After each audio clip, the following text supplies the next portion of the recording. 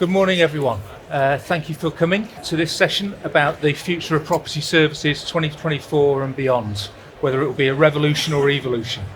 My name's Adrian Mills, I'm the Marketing Director at Mobysoft, and today we've got some leading practitioners within the sector to discuss the landscape of property services in social housing in 2024 and beyond, as the sector faces unprecedented challenges, whether that's from the regulator around TSMs and the ombudsman and so forth, to constrained budgets, and also to the additional scrutiny the sector finds itself under. You couple that with ageing stock and the imperative of decarbonisation, there's a huge amount of challenges coming property services way. So this panel is going to explore today whether radical rethink's required for property services, or whether it's more evolution rather than revolution. So I'll just hand over now to Barry from BDHT to introduce themselves, and after that we'll get started. Thank you. Morning all, and nice to see so many faces, really good. As been introduced, my name's Barry Stevens. I'm the Director of Asset Management and Development for Bromsgrove District Housing Trust. It's a Midlands-based housing association with about 4,500 properties of sort of mixed tenure. I've been with BDHT for about 18 years. I've been very fortunate to grow from a asset surveyor through to director. So I've enjoyed a good time with the organisation in terms of how we sort of focus our efforts. I think generally for us being a smaller organisation, it's difficult times, a lot of pressures, a lot of impacts from the sector and also from the regulator. So we're finding times quite challenging at the moment. Thank you, Barry. Morning everybody, I'm Jonathan Fletcher, Director of Property Services at Carbon Homes. We are a north-east based housing association with 30,000 properties. So my role is basically all property services related elements, so repairs, planned maintenance, and all of your compliance elements as well. Thank you. Morning everyone, I'm Mike Ryan, Head of Property Services at Raven Housing Trust, 6,500 unit housing association based in Surrey. I head up the property services team, which includes repairs, voids, the compliance areas of gas and electric, and estate services as well. Thanks, Mike. Morning everyone, I'm Natalie Chua, Head of Product for Repairs and Assets at Mobysoft. My role is looking at emerging technologies, speaking to our customers and the sector to understand the solutions that Mobysoft need to build and the products that we need to create to make sure that we can respond to some of the challenges in the sector. Thanks, Nat. Before I go any further, I just want to point out there's a QR code up there. If you've got any questions for the panel throughout, please scan that QR code and you can put your questions in an app called Slido. Otherwise, if you raise your hand, someone will come round with a microphone. So if you want to ask a question and be anonymous, you can do it via the QR code, or if you're happy to speak in the microphone, fantastic. But yeah, thank you. So I suppose to start things off, I'll begin by asking the panel, actually, what are the biggest challenges you're currently facing within property services at the moment? And if I may, I'll start with Barry here, closest to me. I don't think there's anything new. I think for us, we're looking at resources, we're looking at finances, data, getting enough data in the system to understand what is our stock telling us, what are our customer needs, what are the aspirations for our customers.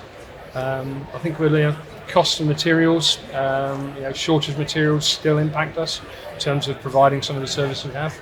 But I think it's the key themes that we're seeing across the sector at the moment. Thank you. And Michael, Jonathan, would you broadly agree with that, or have you got anything to add? The one thing I would add is around customers. Using customer insights in that decision making, that process mapping, the customer journey mapping throughout. Brilliant. Thank you. I suppose.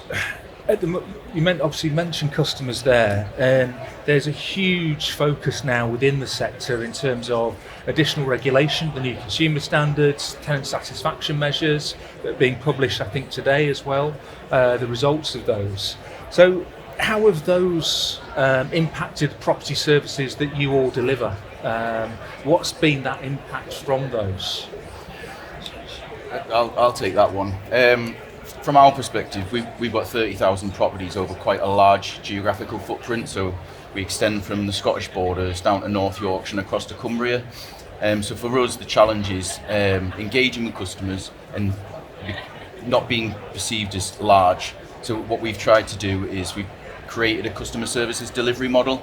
So we've carved our geographical footprint up into 8 operational areas. We've aligned our housing management services with our property services, so repairs, voids, and we've also created customer area forums in each of those areas. So they happen on a regular basis. So we send representatives to speak to them. So we gather insight. We do our customer satisfaction surveys, but I think essentially the consumer standards are just. I see it as a benefit really. It sharpens our focus on the customer, making sure that we've had the value for money metrics and making sure that we're delivering things from a financial perspective. But if you focus too much on the money, you run the risk of losing that customer focus. So I think it's a good thing, and it's rebalancing some of the priorities that we kind of have within the social housing sector. Yeah, I think that's a really good point, because a lot of the landlords we talk about, they're still focusing on the financial KPIs, but the new consumer regulation is really making them sharpen and focusing on consumers and the tenants and the tenant satisfaction. Have you got anything to add to that, Michael? It's the way we measure. For example, give you one example. Historically, and we probably all love average time to complete a repair KPI, but we've actually changed some of the way we report based around customer insights and what customers are telling us through feedback, and starting to measure the number of customers that have got an unscheduled work order and how that has an impact further down the line in the average time to complete repair. I think we're in a journey now of understanding and using data much earlier in the process rather than at the very end. Yeah. Have any of you guys sort of flipped it slightly to go from speed of service to quality and sustainability of service? Have you noticed the shift along those lines at all? Yeah, I think for us, in terms of that sort of that our attitude sort of repairs right first time, first visit, I think quality of repairs, we're seeing an increase in complaints. We're seeing an increase in customer dissatisfaction, because I think we're all too quick as a sector to get to a property, get it resolved, put our hands up and say we've done it, and move away. And I don't think we think about some of the impacts of how we provide that service and those learning insights. And we just touched on certainly understanding the data that goes into our repair service. That sort of the understanding the reasons why you go into a property, the repeat visits, the qualitative and material understanding, that sort of thing. So I think taking more time to do that qualitative repair, to understand more about the customer need in terms of that journey and how we do it, I think definitely has slowed us down in terms of what we're doing. Right, thank you. And I suppose looking ahead, what do you predict will be the most disruptive factor in property services over the next few years, and how should the sector prepare for these changes? I'll take that if you like. I think for me, I'm going to go slightly against the grain in terms of some of the things we've spoken about. For us, disruptive factors, it's not knowing the unknowns. We don't know what's going to happen, what the next big thing is, and it's about looking at our service delivery, understanding our gaps, looking at our peer groups, understanding how they focus on service. But for me, I think we talk about finances, and I think finances, while they're not the be-all and end-all, it's a massive thing for organisations, certainly one of our size. What we're actually seeing through refinancing now is the pressure from investors and lenders. ESG is a huge impact, and what we're seeing is, do you know your stock? What's your environmental approach? What's your social and community approach? What's your governance like in your structure? And these are questions that lending institutes and bankers are now asking of us, and we're having to demonstrate it. And I think not a lot of organisations are up to speed with their ESG approach. And ultimately it leads to financing and providing you with a financial stability to do the things like resident engagement, to do the things like an effective repair service, to plan your programs of work, to look at your decarbonisation approach. So all these things are really key to service delivery, but underpinning it, if we haven't got the money and the finances in place, we can't do the things we need to do. Yeah, no, it's a really good point. Jonathan, Michael, would you add anything to that? I think for us, something that could significantly impact us is the implications of Aub's law, and we've done a bit of a look ourselves on, the assumed criteria and how many of our repairs would fall into that assumed criteria, and it's anywhere between 40 and 50%. So we do 100,000 repairs a year, so 40 or 50,000 could be under those very tight timescales, and then it's following up those repairs with clear communication to customers, and how do we get 40 or 50,000 pieces of communication out to customers in, again, very tight timescales. So for me, that's probably one of the big things that we'll have to really factor in and probably redesign some of our service for. Would you agree with that, Michael? Absolutely. And underpinning all of that as well is resources. In a period where net zero carbon is going to be taken off, a potential new government promising more construction and new builds is going to put more pressure on a small pot of resources that are available to us. Yeah. And I suppose taking into account all these continuing and increasing challenges, I suppose for a moment from a technology point of view, Nat, in terms of tech providers in the sector, how does legislation inform the technology that you provide and the roadmap that you provide to customers? Well, legislation is one of the key drivers, and it should be a key driver for any tech provider for the sector. There are catalysts that trigger new legislation coming in, and there's quite a lot of advance notice for those sorts of things. So technology providers should be continuously talking to the sector to understand the challenges that are coming out, all of these catalysts that are happening, and creating technologies that can respond before any legislation comes into place. So when we think about Aub's law, we think about the triggers for that and the catalysts and the tragedy that happened there, and spending the last couple of years at Mobysoft working a solution to that damp and mould. There is time to be able to deliver on these problems before the legislation comes into place. Legislation comes in because change needs to happen, because things that have happened, and those things are the catalyst, and we can monitor those, and we can make sure that we respond to them. And working with partners like the organisations up here today, that's key. If we don't keep in touch with the sector and landlords, talking to them, understanding their challenges, we're not going to be able to deliver the right solutions. So keeping in touch continuously with the partnerships that we create is key. Brilliant, thank you. I will just quickly mention there's a couple of questions on Slido. I haven't forgotten. I will come to those shortly. They feed into some other questions later in the discussion. So, and I think just in terms of sort of the biggest changes you're looking to make to your property services in the next 12 months, what would you say they are across the board? Start with you, Michael, if that's okay. I'm in the last 6 weeks started a 12-month project for a service redesign with customer insight, got customer group to help feed into that. We've got a trade group feeding into that. We've got contractor base feeding into that as well, in how we want to triage repairs, diagnose repairs, schedule repairs down to appointments, and how we want to gain that customer satisfaction insights in real time, as well as afterwards as well.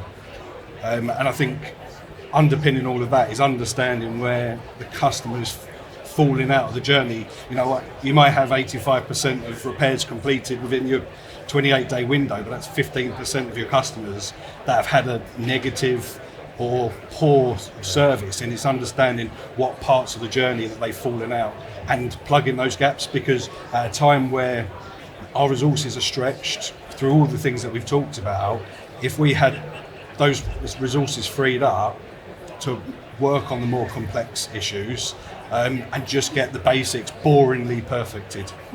Yeah. Brilliant, thank you. Jonathan, anything to add? Or No, I mean, we've got a service review of our repairs and maintenance service starting in July and August this year, and very similar to yourself, just basically dissecting how we do things and understanding where there's inefficiencies and things that we've done for years that don't need doing anymore, and just trying to design those out. And like you say, it's just trying to maximise your existing resource and make sure that they're being as effective as they possibly can be. so it sounds to me that obviously landlords are focusing on redesigning services, very much so, but with the customer at the centre of it and ensuring that tenant satisfaction throughout. And not saying that wasn't there before, but with a real sort of focus in terms of ensuring the process matches all the way through and customers are sort of thought of all the way through. Is it similar to Yeah. BDHT, Barry? Yeah, definitely so. I think throughout sort of listening to the colleagues here, I think one of the things for me is that we've got to get back to basics on how we deliver services. The whole customer journey aspect. I think for years, lots of organisations and ourselves have told customers how it works and how it will be, and we've not had that insight, and we've not used that insight and that understanding from customer needs and expectations. So I think feeding in that to our service delivery is really, really key. In terms of the approach you're taking, we're looking at similar repairs, understanding. We've been through that process currently, redesigning what a repair service looks like, getting that customer offer right, meeting those customer expectations. So I think it's an evolving process, and I don't think there's a solution out there that you actually say you've finished. And I think it continues to evolve, and it's how we evolve with that. Brilliant, thank you. Next question is in terms of technology and digital tools, and how can they be leveraged to improve the efficiency and effectiveness of property services, do you feel? I'll go first if you like. I think from a technology perspective, we're very much on a journey of understanding how we monitor customer homes, from understanding particularly on a damp, mould and condensation perspective. That technology of having sensors throughout the house telling you about the conditions of the home, telling you about affordability of the heating systems, whether it's being ventilated, whether there's an an overcrowding issue. I think technology plays a key part, certainly in some of the things we're seeing as the challenges in the sector at the moment, using things like sensors in homes, but also very much along our repairs sort of review and the way we structure our repair service, using things like Mobysoft, understanding those repeaters, understanding those gaps in our service. What does it tell us about being efficient?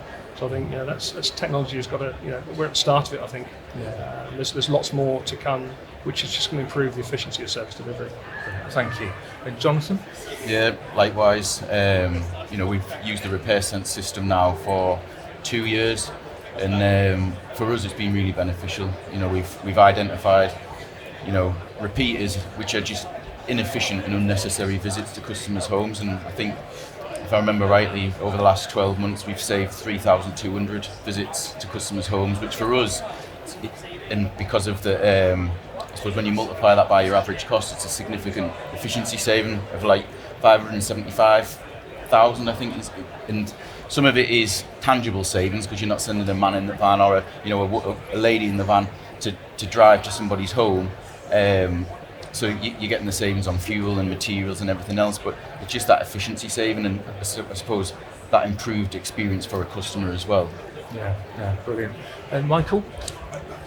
Agree with everything that's been said. I think there's new technologies, and I think as things are becoming quicker, busier, the use of technology to improve, maximise services. AI is going to play a big role over the next 2 to 5 years around diagnosing. For those that have got complicated financial codes, automatically coding that, so you're not having somebody code work orders to the right finance codes to keep finance happy. So I think there's a lot that we can do as a sector around using AI in diagnosis phase. Brilliant. And one of the questions here, which I'll come to you, Nat, on actually, is about emerging technologies such as IoT, sort of revolutionising the sector. But I know from your perspective, it's all about the data. It's the data you collect and so on and so forth. So how fundamentally is data to the technology that landlords can then leverage? From my perspective, it's all about the data. If you don't have good data, your technology's not going to do a lot for you. Whenever we build any kinds of products if it was for one landlord or for the whole sector, you have to make sure that the data that goes in is clean, it's in a good standard for the data that comes out to be useful, that you can actually use it. We've talked a lot today about financial constraints, resource constraints. Technology is a resource, and it can do amazing things that a lot of humans would have to do. It can be very, very efficient when you use it properly, to be able to not have to have lots and lots of people doing lots of monotonous tasks. When you think about all the data that landlords have got, if you needed humans to look through that, to analyse that, to create an output that is useful, by the time they've done that, the data is already out of date.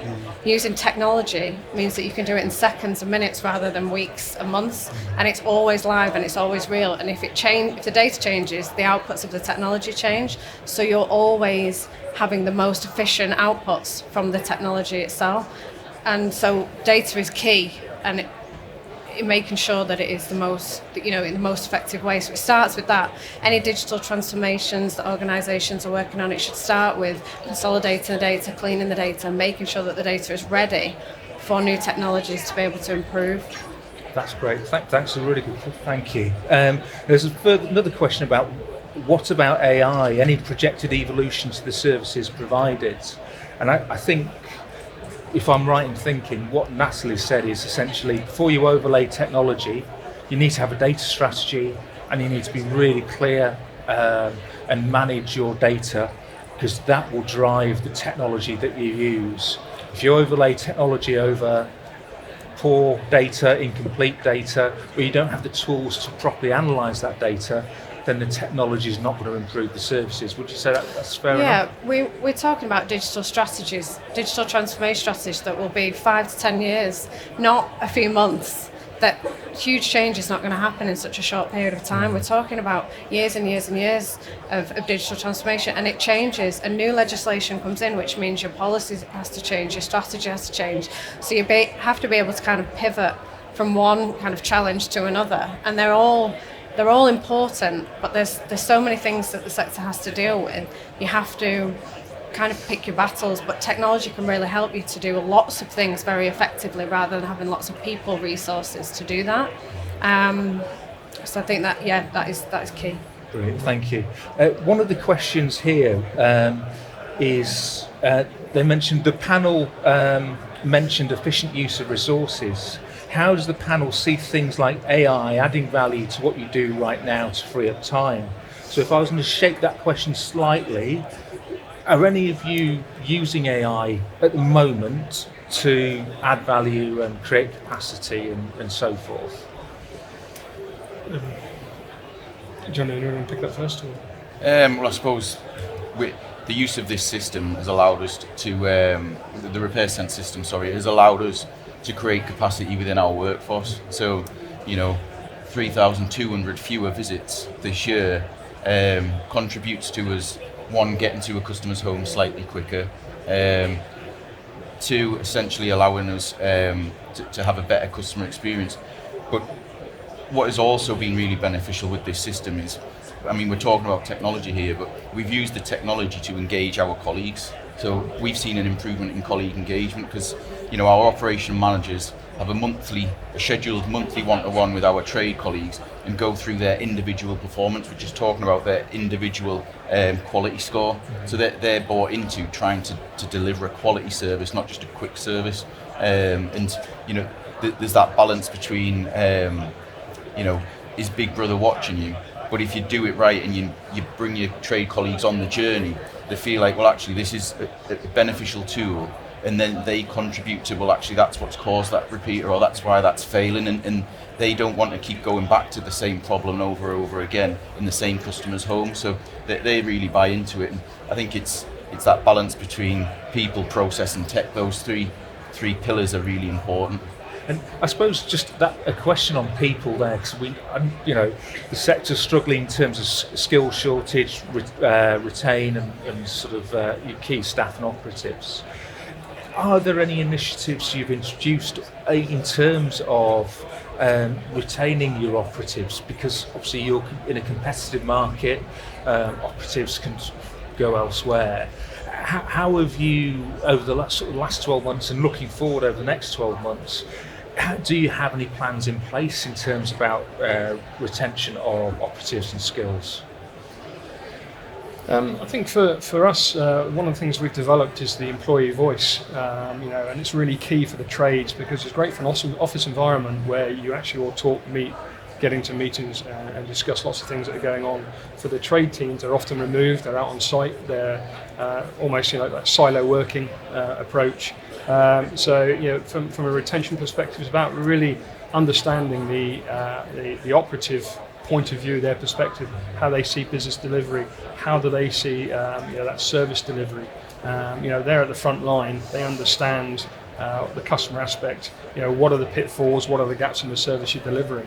And I think, teasing that out, creating an employee voice, creating an operative forum that gives an ability to discuss ideas, implement ideas and make changes themselves to the service rather than managers sat in an office making those same decisions.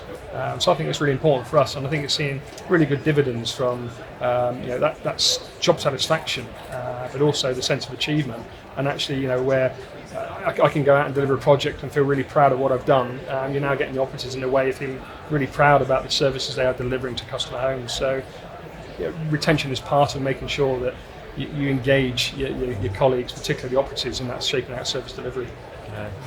Michael, Jonathan, would you add anything to that? I think an initiative we did a couple of years ago, which was a bit controversial at the time, and it took a few years to kind of work its way through, was we extended our operating hours from 8 in the morning to 6 at night, and it didn't land that well with some of, I suppose, the old guard who were used to 8 till 4 and, being in the club on a Friday afternoon at 3:30. But by extending it from 8 till 6, what we've done over the last few years is we've encouraged flexible working requests. And we had a staff conference last week, and I was speaking to one of our female trade colleagues, and she works 4 long days, 8 till 6, and she has 1 day off a week. She says it's the best thing that she's ever had, and she's worked for us for 20 years, and it's transformed her life. She says you feel like you need fewer holidays. She does volunteering outside of work, so it really supports that. And we've had loads of other people who've had childcare issues, and they've, through having that wider working window, I suppose we've catered for much more diverse needs, and I suppose creating a more diverse workforce with it. Fantastic. Similar. We've currently in the process of re-benchmarking, but as a retention tool, we're benchmarking against the private sector. Not historically, we've compared against DLOs in local authorities, housing associations within a radius of where we are. But for the first time, we're going to benchmark against the private sector as a retention tool. That would be really interesting to find out about that sort of later date once you've undertaken that. One of the questions here is about increasing customer expectations amongst tenants. And I suppose, have you experienced that your customers have their expectations have increased? And then if they have, how do you balance expectation with service delivery? It's a difficult thing to do. I think certainly customer expectations quite rightly are increasing, and I think this is a lag from COVID, where services and service expectations outside of social housing. We talk about Amazon making an Amazon order and delivery, it could be there in a couple of hours. Customers have an expectation of a qualitative, responsive service. And again, we talk about financial pressures, talk about resource pressures. You can't keep adding to your workforce. There isn't an endless pot of money, so you've got to identify what can we deliver? What's that sort of a customer offer look like? And shaping our services for it. So I think definitely, in a round way, that expectations are significantly higher now. All customers would like a brand new home, but we can't unfortunately give a brand new home, and therefore the expectations have to be managed. And that's not just through repairs and planned services. That's through your lettings teams, your rents teams. It's a completely organisational wide approach for those expectations to be managed. Thank you. I would just to add to that, I think in a time where the world has changed and we're being compared against some private sectors, have we looked in the mirror and looked at roles and responsibilities in our organisations, and who's doing what and why, to go along those lines to meet customer expectations, and I got alongside policy and procedure, where stuff's coming from the regulator, housing ombudsman around vulnerabilities, customer insight, etc. Are our policies, procedures, standards changing at that fast pace as what the stuff coming over to us is, which is then causing those bottlenecks and in most cases dissatisfaction. Yeah. I think I'd just add to that, from lots of the research that we've been doing this year around repairs and assets and talking to the sector, although there are some expectations that everybody wants a brand new home and it's not possible, it's not unreasonable to ask to live in a clean, well-maintained home. And although there are challenges around SLAs and lead times to jobs when it comes to property maintenance, we found that from talking to the sector this year, communication to the tenant is key. They're not being unreasonable in the sense that they want everything done just now. In a lot of cases, it is also just being kept up to speed with what is going on the property. If they have a job completed, it can't be completed on the day. Follow-on needs to happen. Not being called back within a week or two to be told when that follow-on is, and the fact that they have to wait for that. A lot of it is around communication.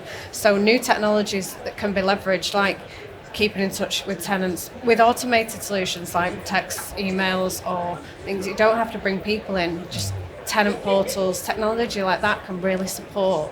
And that's just an evolution of changes. It's nothing significant new. Brilliant. Thanks, Nat. There's a question here about damp and mould, and as they say, with damp and mould cases increasing, leading to disrepair cases, how can we help residents stay free from situations as such and monitor for future problems? Does anyone have any comments around that? I think I touched on earlier on. I think in terms of technology, assistive technology to monitor conditions, I know Jonathan touched on sort of like, it's not a big brother scenario, but it's about understanding how customers can manage their own homes in terms of heating and ventilation. If you've got a DMC issue and you've dealt with it, it's about having a reactive or proactive monitoring period afterwards. Using assistive technology to understand conditions, spot faults, pick up issues that you can manage in a more responsive way. I think what we've done as a sector, I know it's been touched on, is that I think we've done to our customers for many years, and I think there's a lot of organisations in social housing who aren't providing the services we should be providing. That thing we talk about, customer expectation, it probably isn't an expectation, it's actually a standard. It's something we should be doing but not always doing. I think there's, in terms of trying to manage DMC with customers, it is around education. It is about sort of understanding their needs. For years as a property individual, you look at properties and think, well, it's not the property, it's the person. And the way to look at it now is the property suitable for the customer and their needs and their family size, and the way that they sort of like choose to sort of occupy the house. It's like having pets, having lots of people in there is absolutely fine. I think you have to look now, is our property fit for purpose? Are we doing the right thing by that envelope and all of the improvements we can make to ensure that our home remains habitable? And I suppose it's using the data you have as well to inform those decisions. Like you say, whether they keep pets or how many people are in the house using the boiler, etc. So, the sensors now, in terms of the data, we talk about data collation. Lots of organisations sat around here today have data in the systems, lots about their customers, lots about their homes. They actually don't do anything with it. And that's the key aspect, is take your data, analyse it. Those data analytics are really key for informing decisions and your sort of your route of direction, really.